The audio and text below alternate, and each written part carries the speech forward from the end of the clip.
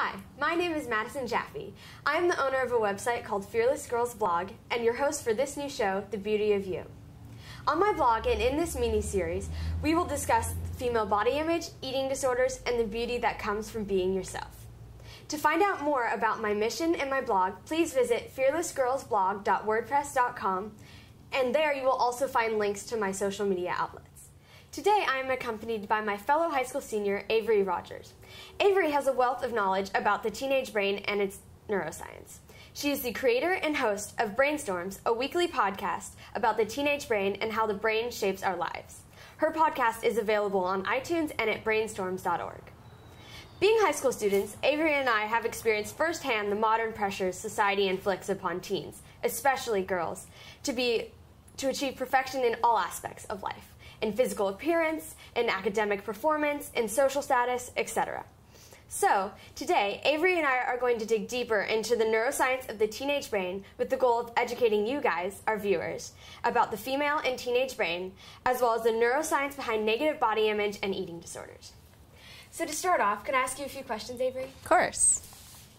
First off, would you explain the fundamental differences between the male and female brain and what causes these contrasts? Absolutely. So the female and male brain obviously are very different from the time we're born all the way through life. But we actually see a real divergence in the female and the male brain starting at puberty. During puberty, a lot of sex hormones such as testosterone and estrogen are released, and they not only change our bodies, but they actually change a lot of the structures and the functions of the brain. So for example, testosterone affects boys in a very particular way during puberty. It turns on a need for social hierarchy in boys. So a lot of times we'll see that teenage boys seek social dominance among their peers and leadership roles, and this has a lot to do with their boosted testosterone levels. In girls, on the other hand, estrogen produces a much different effect in the brain, which is to encourage girls to fit in and seek a sense of belonging among their female peers. There was a very interesting study conducted just a few years ago called Cyberball, in which girl participants would play a game of virtual catch with other computerized players on the internet. And the girls were told that those computerized players were other people on the internet, but they were actually just pre-programmed computer simulations. And the interesting thing about Cyberball is that those computerized simulations would pass more often to each other than to the girl, making the girl feel left out.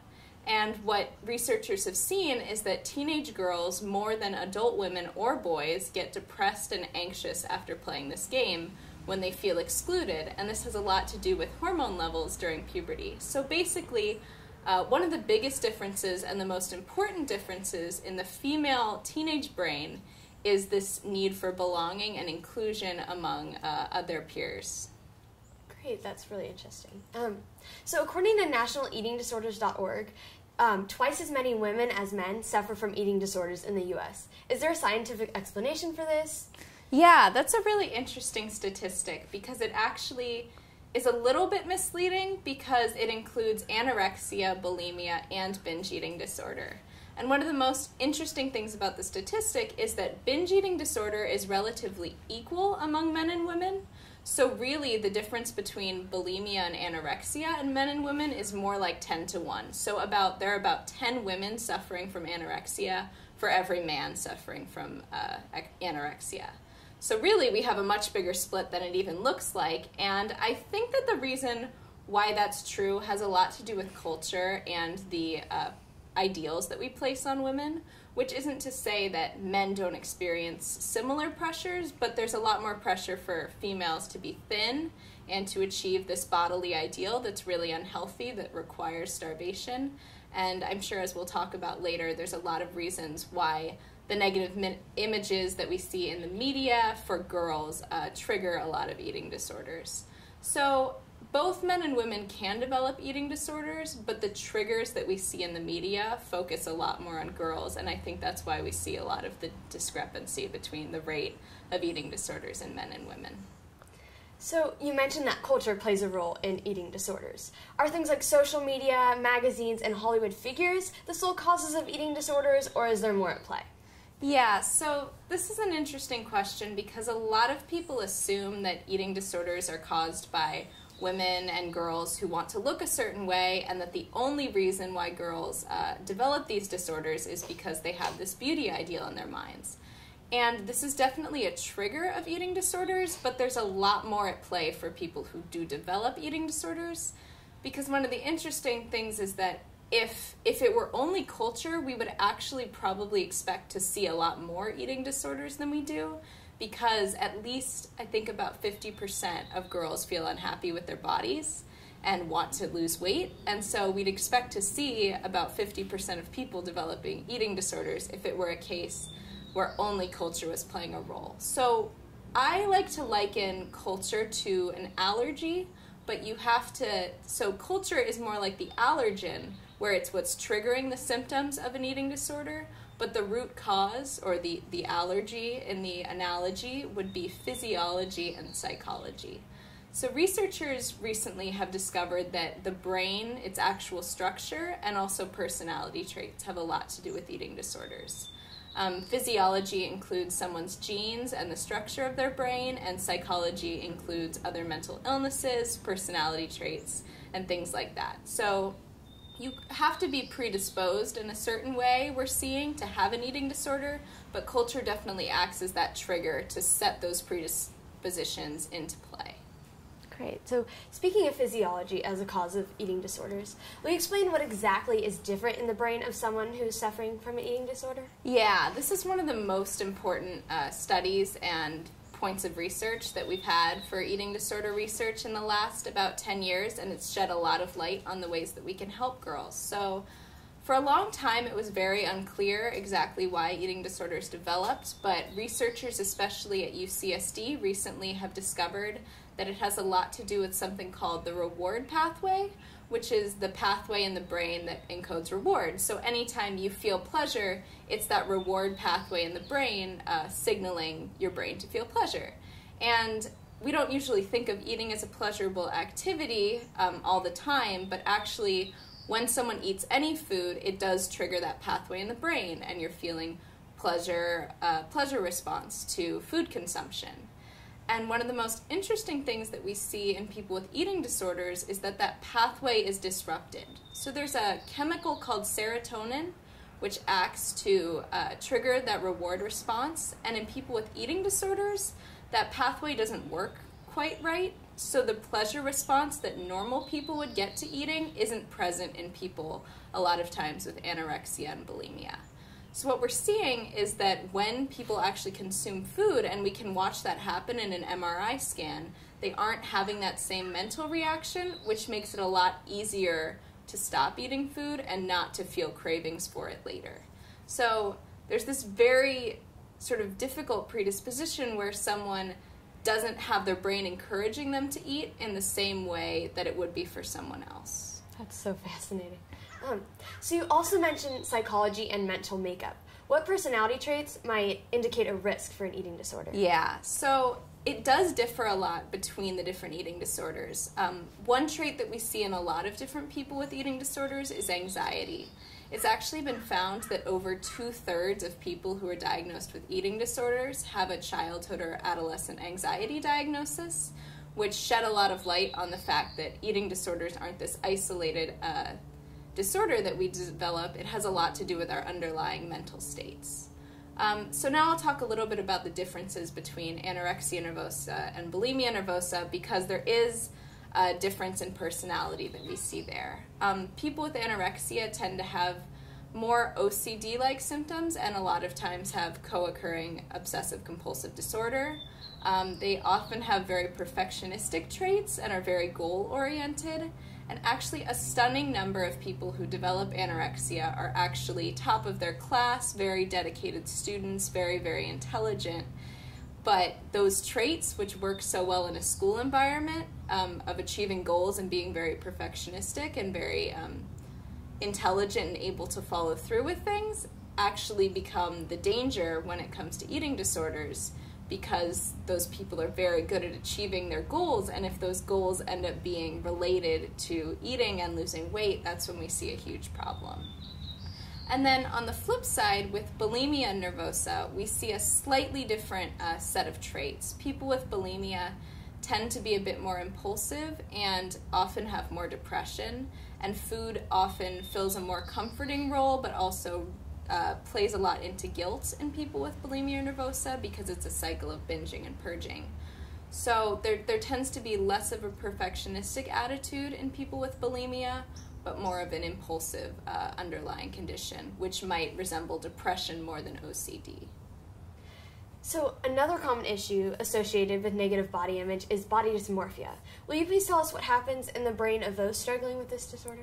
Yeah, so body dysmorphia or body dysmorphic disorder, you can use either term, is really fascinating. It's a little bit different than anorexia, bulimia, or other eating disorders in that it's actually a very visual disorder. So people with body dysmorphic disorder, when they look in the mirror at certain traits, such as the most common ones are the nose, the skin, or the hair, they actually don't see those traits correctly. They see a distorted trait, which looks very problematic to them. For example, they might think their skin looks extremely blemished or incorrect, or that the skin on their face is somehow very flawed. And the crazy thing is that it's not just them being hypercritical, it's that they're actually visually processing that information incorrectly. So in people with body dysmorphic disorder, which for the record is both men and women in fairly equal amounts, they become very obsessed with these traits that they view as being very negative in themselves and that they really feel a need to correct. It's been observed that people with body dysmorphic disorder spend between 3 and 8 hours per day obsessing over those traits, and a lot of them end up seeking plastic surgery or reconstructive surgery to try to fix the traits that they see as being really difficult. Thankfully, we've actually seen that cognitive behavioral therapy, which is one of the ways that we treat eating disorders, is very effective in those people for recognizing that those traits are actually not as flawed as they might see and to try to correct that visual problem.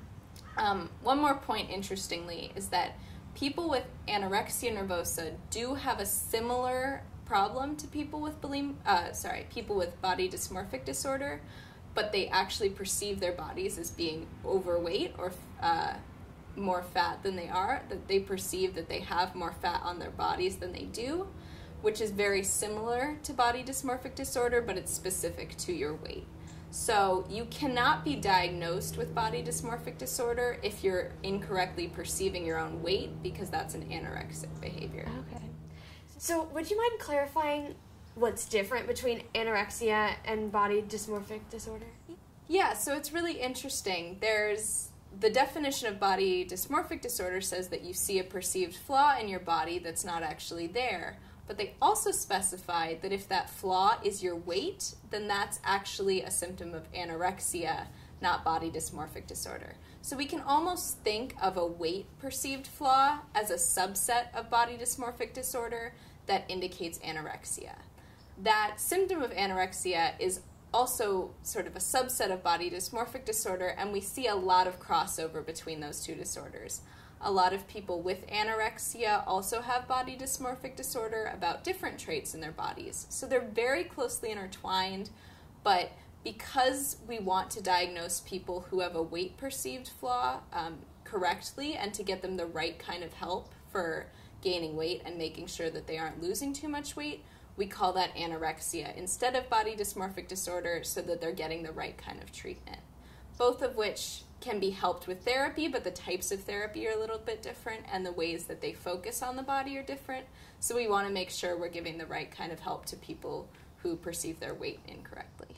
That's really interesting, because I guess I had always thought anorexia was simply restrictive eating, but now I see that it's more than that. It's a perspective. Yeah, and it's incredible. Yeah. People with anorexia actually look in the mirror and do not see what other people would see. They can't adequately process the visual perception of their bodies because just the way the visual system works, it's not just an image comes in and we process it appropriately. There's so much other thought going into that image we perceive. So actually there's just these amazing and really horrifying examples of people with anorexia who, no matter how much weight they lose, still perceive themselves as being overweight, which is something that can be helped by therapy, but it's definitely something that people need help working through because there's this disjunct between the actual visual image and what they're perceiving.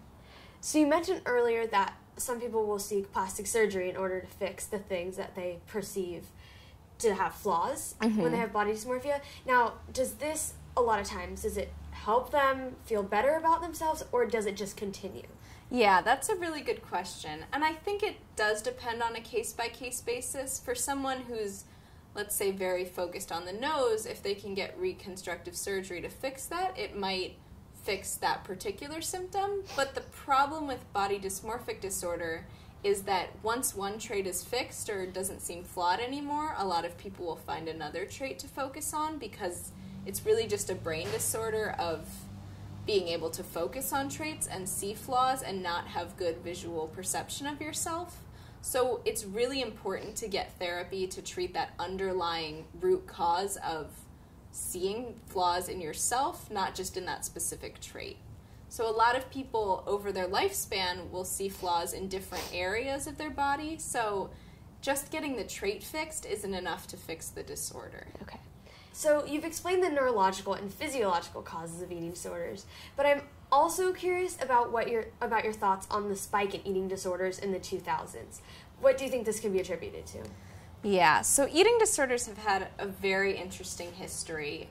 Anorexia nervosa was basically unheard of until about the 1970s when a woman named Karen Carpenter had a heart attack due to anorexia. She was a famous singer, and then suddenly there was this huge realization that this was a problem kind of following this time when models went from being a lot heavier than they are now, and models are very underweight now.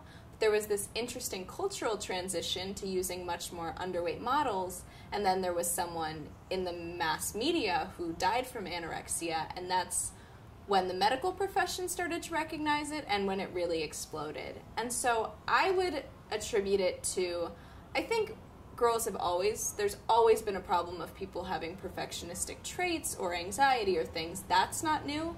What's new is that all of the perfect images that we're predisposed or that we are exposed to that tell us what perfection is have become a lot different, and they've become a lot more focused on weight and this very unhealthy ideal. So I think what's changed primarily is the triggers in society are so much not only thinner, and we're not only seeing thinner people, but there's so much more exposure now that we've got all this social media. From a very young age, girls are seeing all of these images from the time they're entering grade school, and by the time they're 7 years old, thinking that perfection is a certain kind of body that's actually unhealthy. The average model has a BMI, which means body mass index, of 16, and for reference, the cutoff for anorexia nervosa is 17.5. So the average model is a full 1.5 points below what we would hospitalize someone with anorexia for, on average. Wow. Yeah, so I completely agree with you with thinking that media amplifies that pressure, and the fact that most models, the people who we look to for beauty standards and idealize, the fact that their weight is not only extremely difficult to attain but unhealthy and dangerous is completely disturbing. Yeah, we assume that models are healthy and happy and all these things, but so many of them are actually struggling with their own eating disorders, and many of them don't menstruate anymore because they're too thin. Many of them have a lot of heart problems because they're too thin. It's this very dangerous thing that we idealize, but we don't realize behind the scenes they're having all these medical complications from their weight.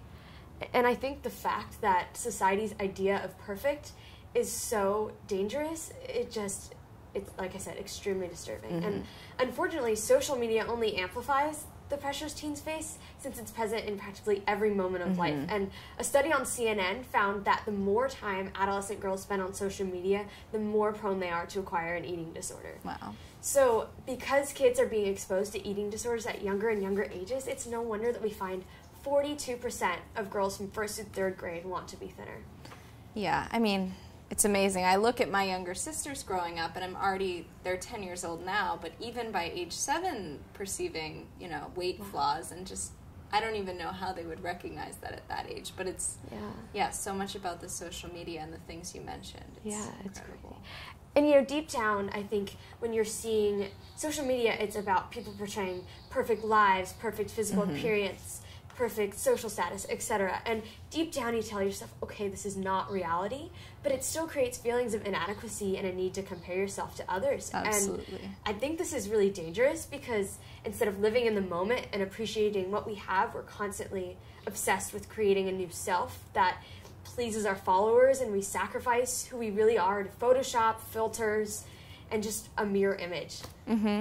Yeah, I'm wondering, based on sort of your thoughts on social media, what you think we all might be able to do to maybe not stop the eating disorders epidemic, but to do something about it. If there's anything we can do in our lives, maybe it's on social media, maybe it's elsewhere, or just things we can tell ourselves to counter that narrative that's this perfect self that we always need to be trying to attain. Yeah. So on a more personal level, I think something that's really helpful for people struggling with negative body image or an eating disorder is to find just a handful of uplifting quotes and put them in your car, in your room, or just places where you'll see them frequently, and repeat these phrases over and over to yourself. And by doing this, I think we reprogram our brains to think more positively, and it can really change our overall view on life. But I think the most important step in finding peace with your body is showing yourself the love and grace that you would a friend or a small child. Because if you think about it, the negative self-talk that we have with ourselves, we would never say that to someone else. It's just not socially acceptable, and we know that, yet we do that to ourselves.